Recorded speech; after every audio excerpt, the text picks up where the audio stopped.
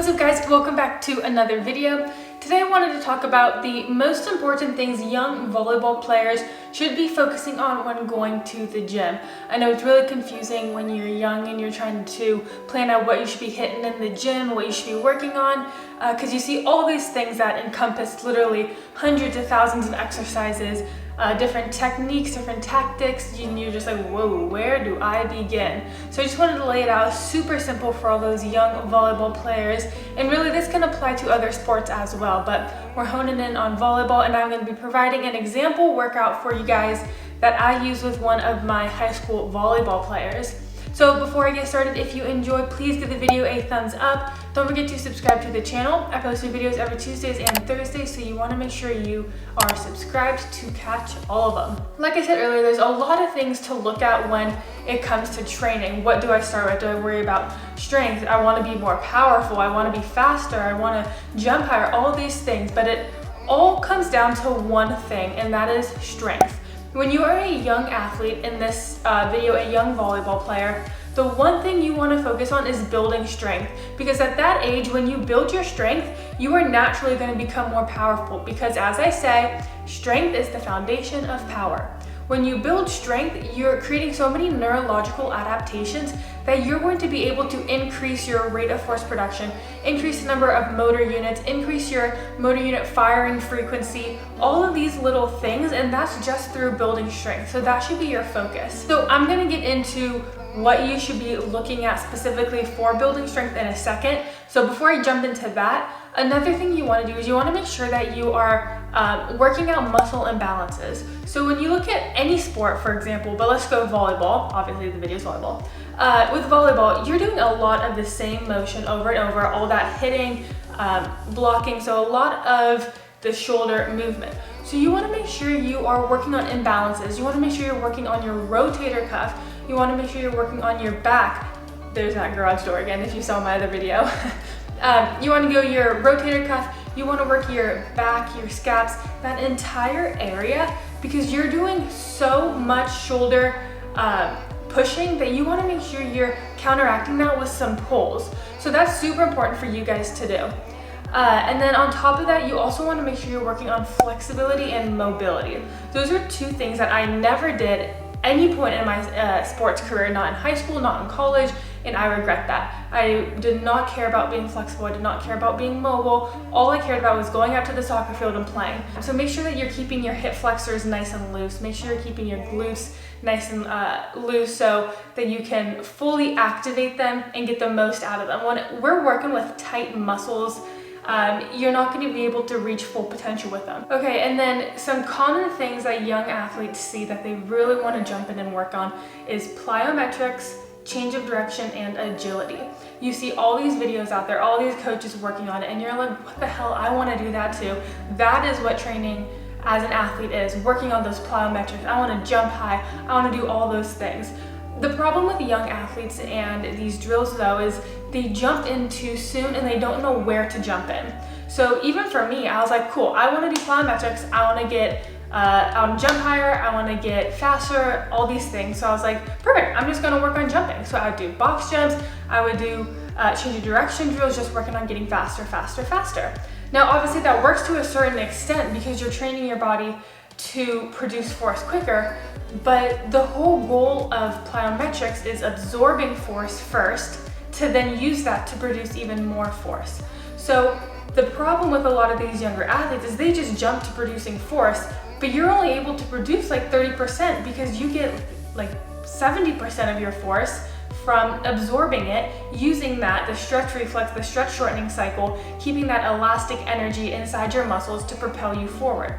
So for all you young volleyball players who want to jump higher, who want to shuffle quicker, you need to work on absorbing force first. And what that looks like is, for plyometrics, work on your landing. Don't necessarily work on how high you can jump. You need to land first before you can focus on jumping high. So that's going to look like doing a lot of snap downs, or just working on jumps to where you are landing in a quarter squat and you are sticking that landing. You're not letting your butt dip and sink when you land, you're sticking it hard, you're absorbing and withstanding that force. So then in a couple of sessions, you can work on starting to transfer that energy into the ground to jump out of the move. And then when it comes to change of direction and agility, it's the same exact thing as plyometrics. For all three of these things, you have to have some sort of strength in order to properly absorb force. So I just like to make sure that my athlete has a good strength foundation before we do any of these three things. But when it comes to change of direction and agility, I always start with change of direction. Agility goes later on when you are good at changing direction. So for all you young volleyball players, what this looks like is just learning how to shuffle your feet, learning the mechanics of changing direction. You want to have your torso over your knee, you want your knee over your big toe, you want most of your weight on your inside leg so you can shuffle out of it, and it's just these little things. And plyometrics and change of direction can kind of go hand in hand. When you do these two things, change of direction is lateral and linear. So you want to work on absorbing force and breaking down when you're going forward to backwards, when you're going side to side, and all these things have the same theme, and that is absorbing force. Okay, so now let's get into what I work on for strength training. Now, it's important to do a full body strength program for young athletes. So we're gonna start with our lower body, and we're gonna really try to build up your glutes. That posterior chain is responsible for power. Say it with me, your butt is your source of power. So true. So what I like to work on is, first and foremost, when you're young, just get your squat down. Whether you're doing a bodyweight squat, a goblet squat, a front squat, progressing to a back squat, whatever it may be, a trap bar deadlift, just work on your squat motion, and that is going to focus on really building your glutes. From there, you can progress to unilateral exercises, a step up, a lunge, a Bulgarian split squat, and then progress to a lateral lunge. Lateral lunges are so important, working in that frontal plane, especially for athletes. So many of them don't do that. If you saw my video on lateral lunges, you're gonna know how important they are. And then another thing I love to do for the hips and the glutes, the hamstrings, is do some sort of hip extension. That's what's gonna help you jump higher, number one, getting that hip extension. So what I love to do is a hip bridge, a hip thrust.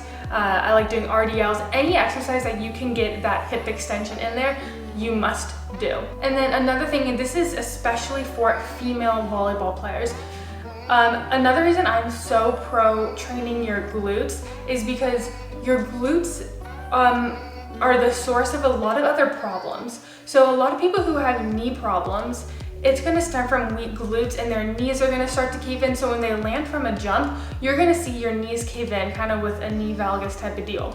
So you wanna make sure your glutes are strong so they can keep your knees out. So that is my ultimate goal with training lower body, is just building strength around the glutes. Obviously, all of this is going to lead to quad strength, and it's kind of like a hitting two birds with one stone type of thing. The next thing we're gonna look at is training your shoulders. Now, when I train shoulders, if you saw my video on should athletes do overhead pressing, you're gonna know that for a sport like volleyball, I am more into athletes doing shoulder movements for shoulder health. So if you wanna build strength, then I like doing a landmine bar. Doing some type of horizontal pressing is totally fine, doing some bench to build that strength. I think the best thing overhead athletes can do is a pull-up or a chin-up. That is gonna work not only your shoulders, your delts, but it's also really gonna work on your back, your scapular retraction, your scap stabilization, work on your lower traps, your mid traps, your rhomboids, your rotator cuff. That is just one of the best exercises you can do, even though they freaking suck doing them. They're so important. So that's what I would work on for shoulders. Now, when we look at our back, obviously we're gonna hit a lot when we do those chin-ups or the pull-ups, but another thing you really wanna focus on is rowing. I mean, doing like a dumbbell row, a bent over barbell row, and that's because that's gonna target your lats. When you work your lats, you're working on the ability to contract your lats, put a stretch on your pec, on your anterior delt, so that you can immediately turn this into that forward action. So switching from the concentric lat pull to that shoulder pull, that's going to provide you so much more power from that stretch reflex, putting the stretch on your pecs, and then automatically getting all that energy stored in there, turning it, and having all that energy go straight into the ball and being able to hit that much harder. Okay, and then finally, the last thing and one of the most important things is working on your core. I am a huge fan of core. You guys know I include it in every single one of my workouts. But it's so freaking important. It works on stabilization, flexion, extension, rotation. And for athletes, if you have a weak core, it doesn't matter what you do because you are not going to be able to play at your highest potential.